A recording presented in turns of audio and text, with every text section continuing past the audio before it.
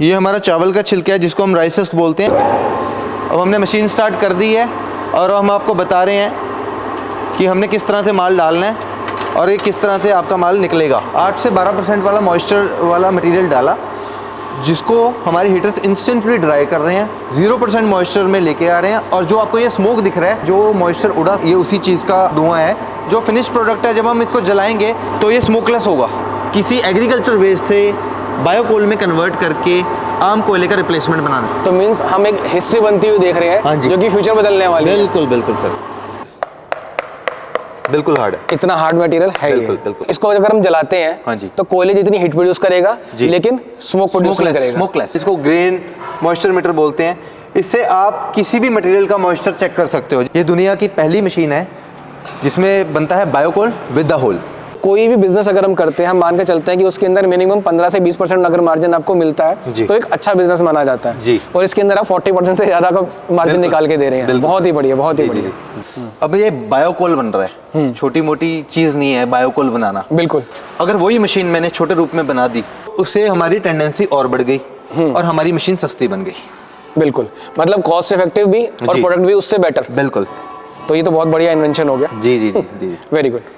कैसे ये unique machine है? सर ये हम किसी भी एग्रीकल्चर वेस्ट से हम इसको कोयले में कन्वर्ट कर सकते हैं, जिसको हम वाइट कोल बोलते हैं, बायोकोल, जो कि इको फ्रेंडली है और पोल्यूशन फ्री है और अच्छी हीट वाला है। ओके। कंप्रेशन इतना ज़्यादा है कि it will work like a coal और रिप्लेसमेंट ऑफ कोल। ओके, मतलब जो इसको अगर हम जलाते हैं, हाँ जी, तो कोयले जितनी हीट प्रोड्यूस करेगा लेकिन स्मोक प्रोड्यूस नहीं करेगा। स्मोकलेस कोल अगर ये प्लांट कोई लगाता है, हाँ जी, तो उसको प्रॉफिट बनाना है, ऑब्वियसली काम करेगा, प्रॉफिट बनाने के लिए करेगा। जी। तो कितना प्रॉफिट इसके अंदर जनरेट होता है? सर इसमें एक्चुअली जैसे हम चावल के छिलके की बात करते हैं, चलो एग्जांपल उसका लेके चलते हैं। चावल का छिलका 6 रुपए किलो पंजाब में इस टाइम रेट है, पर कई स्टेट्स में 3 रुपए किलो भी है। अच्छा, मतलब इससे सस्ता भी मिल सकता है। हाँ, चावल का छिलका सस्ता। हम हायर साइड पे लेके चलते हैं कि कम से कम कितना मार्जिन मिल सकता है। जी, मैं आपको सिर्फ एक कॉस्टिंग बताना चाहता हूँ कि हमें खर्चा कितना पड़ रहा है और हमें प्रॉफिट कितना हो रहा है। 3 रुपए पर केजी हमें, मतलब इसकी प्रोडक्शन कॉस्ट अगर बात करें तो 3 रुपीस पर केजी, जिसमें हीटर्स आ जाते हैं और मोटर का खर्चा आता है। 7 से 8 यूनिट हमारी मोटर लेती है और 5-5 किलोवाट के 2 हीटर है।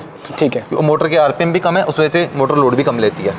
और दूसरी बात यह है कि इसमें 1 रुपए किलो में लेबर लगाता हूँ, क्योंकि एक ही आदमी लगता है इसमें। आपने बताया 6 रुपए के हिसाब से, 6 रुपए किलो के हिसाब से चावल का छिलका मिल जाएगा।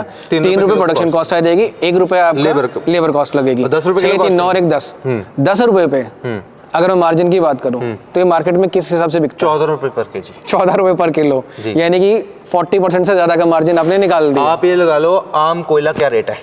45 रुपए किलो। अच्छा, अगर मैंने 15 रुपए किलो या 14 रुपए किलो बेचना शुरू कर तो मतलब डिमांड तो इसकी बढ़ेगी। सबसे बड़ी बात, ये एक सस्टेनेबल फ्यूल साइकिल बन जाएगा कि उधर से आपने खेत के अंदर जितना वेस्ट था आपका वो मैनेज हो गया, प्लस आपको माइनिंग करके कोल नहीं निकालना पड़ रहा है। आप बायोकोल से ही इंडस्ट्री के अंदर उसको सप्लाई दे रहे हैं। बिल्कुल सर। किसी भी एग्रीकल्चर वेस्ट, किसी भी वेस्ट से, चाहे आपका गन्ने की मैली हो, लकड़ी का पाउडर हो, चावल का छिलका हो और गोबर हो, कोई भी चीज़ जो ड्राई फॉर्म में हमारे जो इन्वायरमेंट में या जो इन्वायरमेंट को पोल्यूट करती है, वेस्टेज में पड़ी है सूखी फॉर्म में, और उसको हम कन्वर्ट कर सकते हैं बायोकोल में। नॉर्मल जो ब्रिकेट मार्केट में आती थी, जी, तो क्या ये उससे बेटर है? उससे बेस्ट है सर। कैसे? नॉर्मल ब्रिकेट्स जो आती हैं वो हॉलो नहीं होती बीच में से। ओके, तो ये हॉलो है, इसके अंदर एक होल है। हाँ जी, इसके अंदर होल है जी। और इसका होल का एक साइंस है। होल का साइंस ये है कि जब ये जलेगा तो स्मोकलेस हो जाएगा। मीन्स जब एक कोयला, नॉर्मल कोयला अगर हम जलाते हैं तो उसका जो ऊपर वाला सरफेस है वो जलता है और इनर सरफेस को हीट इतनी मिलती नहीं है, वो स्लो हीट की वजह से वो स्मोक ज्यादा प्रोड्यूस करता है। बिल्कुल सर। लेकिन इस होल की वजह से यहाँ से भी एयर पास होगी ताकि वो यूनिफॉर्म तरीके से जल बहुत बढ़िया जी। मार्केट में पैलेट्स आती हैं बहुत छोटी छोटी, जी, तो उनको तो होल की जरूरत भी नहीं पड़ती है। क्या ये उससे बेटर है? सर एक्चुअली पैलेट्स जो हैं वो जो छोटियां भट्टियां होती हैं उनके लिए बनाई गई थी। जो भट्टियां छोटी होती हैं, जहाँ पे बड़ी ब्रिकेट्स नहीं लग सकती, उनके लिए उन्होंने पैलेट्स को ऑप्शन लिया। बट पैलेट्स में क्या होता है कि पैलेट्स में ऐश कंटेंट ज़्यादा बच जाता है, क्योंकि वो जलता भी, हीट भी कॉन्सेंट्रेशन कम होती है क्योंकि छोटा साइज है। जब वो जलेगा तो उसमें जो राख बचेगी वो ज़्यादा निकलेगी। अच्छा, तो अगर हम उन पैलेट्स की जगह सपोज ईंट का भट्ठा है, ये दूसरी और इंडस्ट्री है जहाँ वो पैलेट्स यूज होती हैं, क्या हम ये वाली ब्रिकेट वहाँ यूज कर सकते हैं? बिल्कुल यूज कर सकते हैं। हमने इसमें 2 साइजेस बनाए हैं। 50 mm का ये साइज है जो आपके हाथ में, एक 70 mm का साइज है जो आपके सामने है। ओके अच्छा, आपने इसको लेमिनेट कर रखा है? हाँ जी, हाँ जी।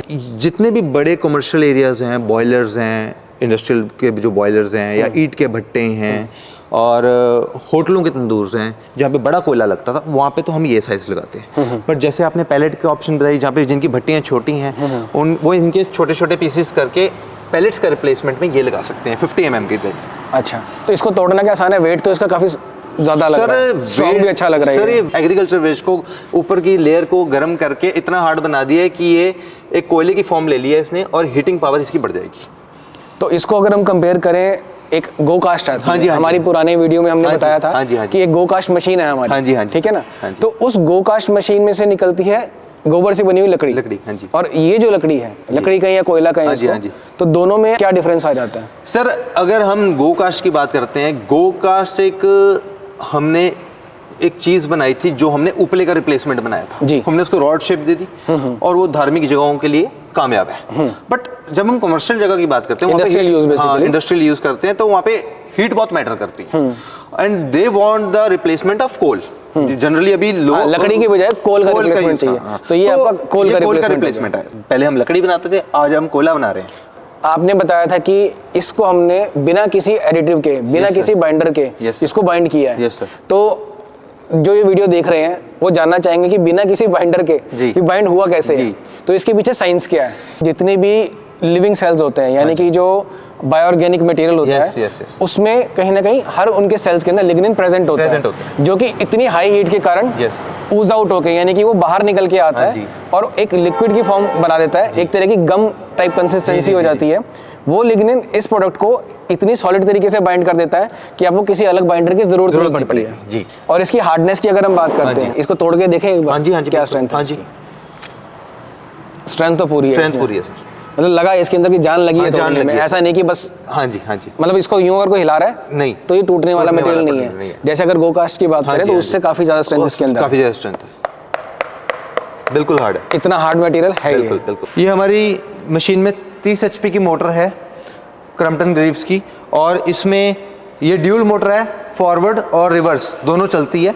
और ये हमारा कंट्रोल पैनल है जो मोटर को कंट्रोल करता है पूरा सिस्टम, जिसमें वोल्टेज और एम्पेयर बताए जाते हैं, और हीटर कंट्रोलर, टेम्परेचर कंट्रोलर है, किस डिग्री में अपने हीटर को कंट्रोल रखना है। और जो नीचे ये स्विच दिख रहे हैं आपको, ये आपका स्टार्टिंग, जो मोटर को स्टार्ट करना है फॉरवर्ड में, और ये इमरजेंसी स्टॉप का बटन है, और ये आपका रिवर्सिंग है, जो अगर मोटर को अपने पीछे घुमाना है अगर कोई माल फंस जाता है तो। बाकी आपके सेफ्टी, हमारे मशीन के अंदर ये मोटर के सेफ्टी पॉइंट्स हैं कुछ, जिसमें आपको पूरी मोटर कंट्रोल हो रही है, और अगर ओवरलोड भी चलती है तो ऑटोमेटिकली ट्रिप हो जाएगी। आगे का हमारा जो हम आपको इस मशीन में दिखाएंगे, ये हमारा स्क्रू है। अब स्क्रू में आपको सबसे मेन पार्ट दिखाना चाहता हूँ। जनरली लोग मेंटेनेंस नहीं बताते, पर मैं मेंटेनेंस बताऊँगा। ये जो स्क्रू है, इसके थ्रू हमारा माल रोटेट होकर जा रहा है आगे तक हीटर में। जो ये आउट एंड वाला पार्ट है, ये घिस जाता है। ये जब घिस जाता है तो इसको दोबारा वेल्डिंग करके ग्राइंडर मार के दोबारा इसी साइज में बनाना होता है, तो आपकी मशीन दोबारा चल पड़ेगी, और इसमें कोई मेंटेनेंस नहीं है। इसमें क्या मतलब सिंगल फेज की मोटर लगेगी या नहीं? सर इसमें 30 HP की 3 फेज मोटर चलती है, 3 फेज मोटर, और करीबन 7 से 8 यूनिट पर आवर लेती है, इंक्लूडिंग हीटर्स। 5-5 किलोवाट के 2 हीटर्स हैं। अच्छा, हीटर्स भी ऐसे नहीं है कि कॉइल हीटर हैं, that is called heat exchanger coil. अच्छा, उसके अंदर भी आपने एक नई क्वालिटी के हीटर्स की मैन्युफैक्चरिंग भी मेरी है। हीटर्स आम नहीं मिलते। Very good, yes sir. मतलब इन हाउस है आपकी मैन्युफैक्चरिंग भी। अगर इसकी सपोज कोई वेयर एंड टियर मशीन की होती है, कोई हीटर का पार्ट अगर खराब होता है, कुछ ऐसा होता है, तो मतलब आप ही के पास यहाँ पे इसकी पूरी रिपेयरिंग भी हो सकती है। ये एक्चुअली जो हीटर है ना, ये स्पेशल क्या है, इसमें स्पेशलिटी ये है, ये हीटर 600 डिग्री टेम्परेचर तक जा सकता है। अकॉर्डिंग टू द मटेरियल हम इसको मेंटेन कर सकते हैं। अच्छा, कुछ मटेरियल्स होते हैं बहुत ड्राई होते हैं, कुछ मटेरियल होते हैं जैसे गन्ने की मैली, और अगर पैडी स्ट्रॉ को मिला दिया तो उसमें ये आती चिकनाहट आ जाती है थोड़ी सी। जब वो लिग्निन रिलीज होता है तो चिकनाहट आती है, वो पॉलिश होकर आता है बाहर, फिसल के आता है। बट जैसे सॉडस्ट डाल दिया या राइस डाल दिया, ये ड्राई होता है, तो इसमें थोड़ी हीटिंग का टेम्परेचर हमें बढ़ाना पड़ता है। ओके, वो हीटिंग का temperature according to the material, मतलब बेसिकली लिग्निन कंटेंट जो है वो आपके हस्क के अंदर, हाँ जी, वो कम रहता है, वो कम रहता है, जो कि मैली के अंदर ज्यादा होता है, ज्यादा रहता है। तो उसके अंदर कम हीटिंग के अंदर भी जी सेम प्रोडक्शन मिल जाती है, इसके अंदर हीटिंग थोड़ी सी एक्स्ट्रा करनी पड़ती है जी सर। और आपके हीटर्स जो है वो इसके लिए कैपेबल है कि आप हीट कम ज़्यादा कर सकते हैं। Yes sir, yes sir. Very good. तो इसके अंदर जो आपने ये वायर सी जा रही है, ये वायर जा रही है sir, these are called glass wires. अच्छा, मतलब इससे हीटिंग जो इतनी हाई हीट से इस वायर का जलने का खतरा नहीं है? सर, ये जलती नहीं है एक्चुअली। ये वायर इसलिए है, एक तो ये हीटर को करंट पहुंचा रही है, दूसरी बात जो इसमें एक सेंसर लगा हुआ है जो ग्लास वायर से लगा हुआ है, वो सेंस कर रहा है हमारे हीटर कंट्रोलर को, टेम्परेचर को कंट्रोल करने के लिए। ओके, या तो मतलब ये बेसिकली ग्लास वायर्स हैं। हाँ जी, को घबराने की जरूरत नहीं है कि उसके पास ये जल जाएगी, क्योंकि जब चलते हुए लगता है कि ये वायर्स है और कहीं बर्नआउट ना हो जाए। बिल्कुल सर, एक्चुअली ये जो हीटर्स है ना, ये बिल्कुल लाल हो जाते हैं जब ये जलते हैं। 400 वो डिग्री की जब में जाते हैं तो ये हल्के हल्के लाल होते हैं, जब ये 600 डिग्री में पहुंच जाते हैं तो पूरा लाल हो जाता है। तो 1000 डिग्री में भी पहुंच जाएगा तब भी ये ग्लास वायर को कुछ नहीं होगा। Very good. मतलब आपने सारा जो मटेरियल भी यूज़ किया है वो हाई क्वालिटी का और बिल्कुल रिक्वायरमेंट के हिसाब से, साइंटिफिक मेथड्स के हिसाब से पूरी मशीन डेवलप की है। मतलब इसको ये नहीं कह सकते कि ये जुगाड़ है सिर्फ, नहीं, ये प्रॉपर स्टडी किया हुआ, प्रॉपर एक आपने प्लांट बनाया सर। इसके अंदर जो डाई है और इसके अंदर जो स्क्रू है, that is also made from EN9 metal. Okay, hard metal है, घिसाई के चांसेस कम होते हैं। मतलब घिसाई भी तब होगी अगर हमने गीला माल डाल दिया, स्टीम क्रिएट करेगा, गरम गरम मेटल में ठंडा माल जाएगा तो घिसाई होगी। उसमें भी घबराने की जरूरत नहीं है, एक स्क्रू निकालना, उसमें हल्की सी वेल्डिंग करनी, वो भी ठीक हो जाएगा। अच्छा, मतलब इसकी मेंटेनेंस की अगर बात करें तो ये machine very low maintenance machine, ये भी अच्छा हो गया। तो ये भी व्यूअर्स को बता दीजिए कि अगर एक दिन के अंदर, सपोज 1 घंटे की अगर हम बात करते हैं, तो 1 घंटे में कितना माल ये प्रोड्यूस कर सकती है? सर, ये भी डिपेंड करता है माल पे। हम एग्जांपल लेते हैं, सपोज राइस हस्क का लेते हैं। जो राइस हस्क में अगर राइस हस्क और सॉलिड है, इसकी सेम लिग्निन क्वांटिटी है, लिग्निन सेम टाइम पे रिलीज होता है, सेम क्वांटिटी में रिलीज होता है, सेम टेम्परेचर पे होता है, सेम टेम्परेचर पे होता है। और इसकी जो प्रोडक्शन है 300 kg per hour. 300 kg per hour? Yes sir. Okay. But ये चीज़ अगर हम सॉफ्ट मटेरियल्स में बात करते हैं, लाइक पैडी स्ट्रॉ और गन्ने की मैली को मिक्स कर लिया, या हमने गोबर को मिक्स कर लिया, या हमने फूड वेस्ट को कर लिया जिसमें लिग्निन कंटेंट ज़्यादा है, तो वो उसकी production capacity 500 kg per hour, 500 kg per hour की कैपेसिटी निकलेगी उसमें। अब हम बात करते हैं जी इस ब्रिक्वेट की। जी। तो व्यूअर्स को हम बता दें कि इस तरह की ब्रिक्वेट्स मार्केट में ऑलरेडी आ रही हैं, जिसके अंदर होल नहीं होता। इसके अंदर कोई होल नहीं है, लेकिन जो कार्तिक जी ने डेवलप करी है ब्रिक्वेट्स, उसमें होल रहता है। तो this is biocoal and this is briquettes. ठीक है। अगर हम इसको कंपैरिजन की बात करते हैं इसके अंदर, तो इतने छोटी सी मशीन में आपने इस तरह का प्रोडक्ट निकाल दिया, और ये बनाने के लिए जो मशीन लगती है उसमें आई थिंक 30-35 फुट की जगह लगती है। हाँ जी, हाँ जी। तो 30-35 फुट की जगह प्लस उसकी जो कॉस्ट आती है वो आई थिंक अराउंड 22 से 25 लाख के बीच में आती है। जी। ठीक है ना, जो अभी तक मार्केट में चल रहा है। तो मैं आपसे ये जानना चाहूँगा कि क्या इसकी कॉस्ट उससे अगर हम कंपेयर करें तो कितनी कम आ जाती है रफली? जी, मतलब उसका दूसरा तीसरा हिस्सा आई थिंक, या उससे भी कम? बहुत कम, उससे भी कम। अब एक किसान है, उसने 30 से 35 या 25 लाख की मशीन लगानी है, उसको लोन भी नहीं मिलता। बिल्कुल ठीक है। अगर वही मशीन मैंने छोटे रूप में बना दी, उसको एक रोजगार मिल जाता है। बिल्कुल, रोजगार मिल गया। अब ये बायोकोल बन रहा है, छोटी मोटी चीज नहीं है बायोकोल बनाना। बिल्कुल। और इस मशीन के लिए जो मोटर लगती थी, बड़ी ब्रिकेट मशीन के लिए, इसके लिए ड्रायर्स भी जो लगते थे, इसमें 90 HP की मोटर लगती थी। अच्छा। 100 किलोवाट का कनेक्शन चाहिए। अच्छा। और इसको हाईली प्रोडक्शन वाली मशीन है, मैं मान सकता हूँ, बट इसमें जो खर्चा होता है, बिजली का ही लगा लो, बहुत ज़्यादा है, जो आम आदमी अपनी जगह लेके भी नहीं लगा सकता। उसको इंडस्ट्रियल एस्टेट ही खड़ी करनी पड़ेगी। यहाँ पे अगर मैं बात करूँ तो आपने कितनी बड़ी मोटर लगाई? मैंने इसमें सिर्फ 30 HP की मोटर लगाई है। जो उनकी मशीनें आती थी वो आती थी RAM type machine. RAM type means उसमें एक टाइप में एक बार में एक ही मटेरियल चलेगा। अगर राइस हस्क चलता तो राइस हस्क ही चलेगा, बट मेरी मशीन है स्क्रू टाइप ब्रिकेटिंग मशीन। तो ये डिफरेंस है रैम टाइप और स्क्रू टाइप। अब ये भी बता ये भी किसानों को बता देता हूँ, रैम टाइप और स्क्रू टाइप का इन लोगों को नहीं पता, इसके बारे में बताता हूँ। रैम टाइप जो पुराने टाइम में मशीन आती थी, उसमें क्या होता था, हाई मोटर इसलिए होती थी क्योंकि उसके अंदर एक पिस्टन चलता था। पिस्टन चलने की वजह से जो मटेरियल आ रहा है, जो ड्राई होके, वो पिस्टन उसको धक्का मारता था, आगे को निकलता था, तभी उसमें होल नहीं है, वो डाई के थ्रू निकल जाता। मींस अगर इसके पीछे एक बड़ा पिस्टन चल रहा है, हाँ जी, जो इसको धक्का देगा, जिसकी वजह से ये पूरा मटेरियल बाहर निकल के आता है, लॉग्स बड़े बड़े निकल के आते हैं इसके। बट हमारी मशीन में स्क्रू है, स्क्रू के आगे शाफ्ट है। अब स्क्रू के आगे शाफ्ट होने की वजह से हमने स्टीम को बाहर निकलने की जगह भी दे दी, बिल्कुल ठीक है, और उसकी वजह से होल भी आ गया, तो उससे हमारी टेंडेंसी और बढ़ गई और हमारी मशीन सस्ती बन गई। बिल्कुल, मतलब कॉस्ट इफेक्टिव भी और प्रोडक्ट भी उससे बेटर। बिल्कुल, तो ये तो बहुत बढ़िया इन्वेंशन हो गया। जी जी जी जी, वेरी गुड।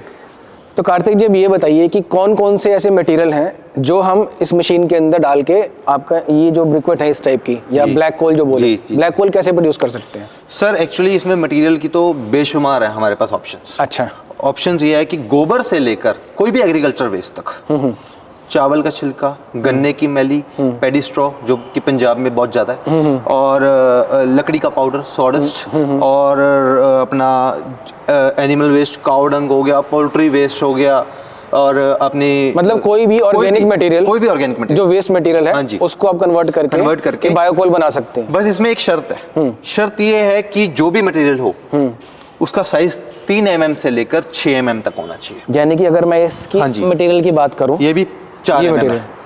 ओके, ये भी 4 तो mm। ये हमारा क्या है ये चीज? हस्क है ना, राइस हस्क है नहीं?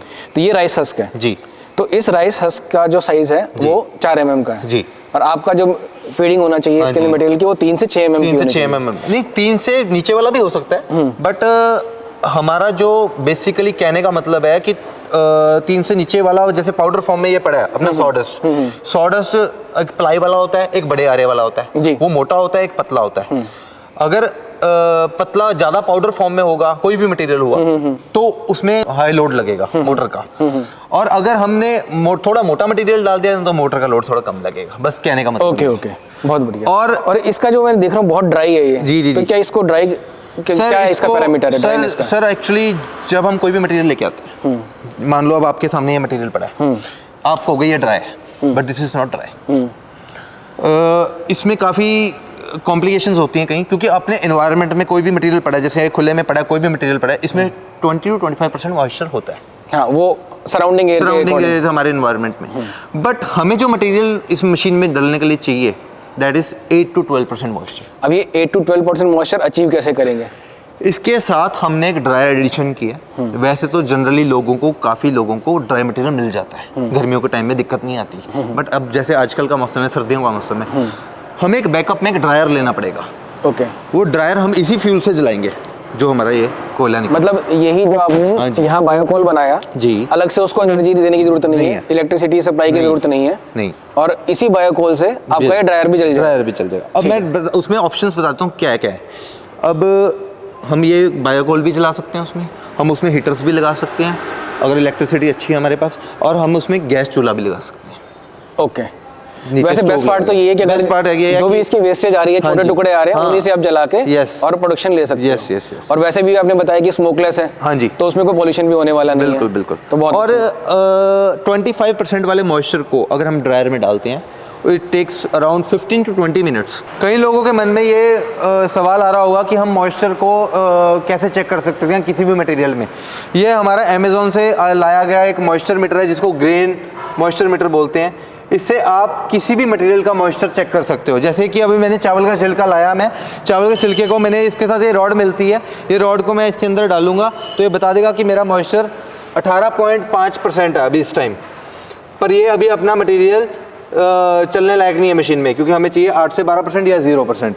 बट अगर यही मटेरियल हमने इस मशीन ड्रायर के थ्रू निकाला तो आपका यही मटेरियल हम इसको चेक करते हैं तो ये आ जाता है 0% मॉइस्चर में।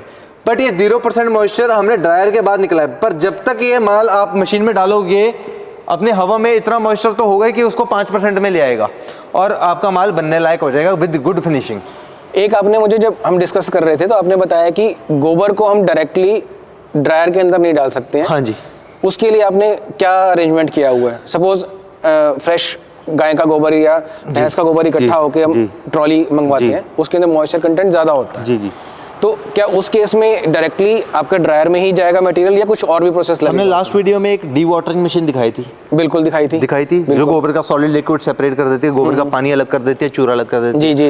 वो गोबर के मॉइस्चर को 15 to 20% मॉइस्चर में लेके आएगी। फिर हम उसको ड्रायर में डालेंगे अपने, जो कि 8 to 12% मॉइस्चर में लेके आएगा। उसके बाद हम अपनी मशीन में फीड कर सकते हैं। मतलब फ्रेश गोबर अगर आता है आपके पास, अगर ड्राइंग का आपके पास मतलब सोर्स है, तब भी आप रिकमेंड करेंगे कि आपको मशीन वो लेनी पड़ेगी। लेनी पड़ेगी, क्योंकि पार्टिकल साइज भी छोटा करना पड़ेगा ना। जी। अदरवाइज गोबर का जो पार्टिकल साइज है बड़ा होता है, बट अगर हम उसको डीवाटरिंग नहीं करेंगे, उसको पाउडर फॉर्म में नहीं लेके आएंगे, तब तक हमारी बाइंडिंग प्रॉपर्टीज प्रॉपर्ली होगी नहीं। मतलब इस मशीन के साथ साथ हमें एक ड्रायर और साथ में एक डीवाटरिंग मशीन लेनी पड़ेगी। अगर हमने गोबर का बनाना है तो। लेकिन अगर हमें इस तरह का एग्रीकल्चर वेस्ट का बनाना है तो नथिंग इज रिक्वायर्ड। ये रोटरी ड्रायर है, ये दो तरह के डायरेक्शन में चलता है, एक क्लॉकवाइज एक एंटी क्लॉकवाइज। जब हम मटेरियल को डालते हैं, हमने मटेरियल को सुखाना है, तो ये घड़ी के सीधे चक्रों में चलेगा। अगर हमने मटेरियल को बाहर निकाला है तो ये घड़ी के उल्टे चक्रों में चलेगा। और इसमें हमने यहीं पे आप हमारी एक प्लेटफॉर्म बनाया हुआ है, जहाँ पे हमारे बायोकोल्स जलेंगे और ये ऊपर से इसको फ्लेम देगा, और ये अंदर इसके अंदर जो मटेरियल चल रहा है वो हमारा रोटेट होके सारा सूखता जाएगा। 1 HP की मोटर है जो कि इसको चलाएगी। ड्रायर की जनरली यूजेज नहीं होती इस ड्रायर की, क्योंकि कई एरियाज में हमें मटेरियल ड्राई मिल ही जाता है। गर्मियों में तो वैसे भी इसकी जरूरत नहीं पड़ने वाली है। ये मतलब एक एड ऑन कह सकते हैं कि अगर बारिश का मौसम है तब भी आपको प्रोडक्शन चाहिए, आप नहीं चाहते कि आपका प्रोडक्शन रुक जाए, या ज्यादा जैसे आजकल सर्दियां हैं तो सर्दियों में प्रोडक्शन ना रुके, उसके लिए आपने ये ड्रायर बनाया। एड ऑन मैंने एक बैकअप के लिए बनाया है, ताकि अगर आपके पास कोई भी एट प्रेजेंट कोई माल आ गया और आपको उसको इंस्टेंटली ड्राई करना है तो आप कर सकते हैं। मतलब आपकी उस मशीन की ये एक तरह की एक्सेसरी होगी, कंपल्शन नहीं है। ठीक है। एक्चुअल में जो आप बोल रहे थे कि स्मोक नहीं आता उसमें से, ये जल रहा है लेकिन इस टाइम में स्मोक बिल्कुल भी नहीं है। मतलब इसके पास जाके आप पूरा सेक ले सकते हो। बिल्कुल सर। बट हल्का सा भी इसमें धुआं नहीं दिख रहा आपको। नहीं दिख रहा। तो ये लाइव प्रूफ है इस चीज का कि जो बायोकोल बनता है उसके अंदर कोई स्मोक प्रोड्यूस नहीं होता जलने पे, और हीट भरपूर है इसके अंदर, और इसी हीट से ये माल ड्राई भी हो जाता है। जी सर। Very good. अब अगर मैं बात करूं कि फूड प्रोसेसिंग इंडस्ट्री, जैसे कि कोई पोटैटो चिप्स या कुछ और बनाती है, जिसके अंदर छिलके और काफी मटेरियल ऐसा होता है जो वेस्ट मटेरियल, उसको ट्रक्स में लाद के डंप करने के लिए भेजा जाता है। तो जैसे दिल्ली का आसपास का एरिया की बात करूं, वहां पे आपने देखा होगा दिल्ली एंटर करते ही वो कूड़े का एक पहाड़ पूरा बना हुआ है, तो उसके अंदर और वो एड ऑन होता चली जा रही है वो चीजें।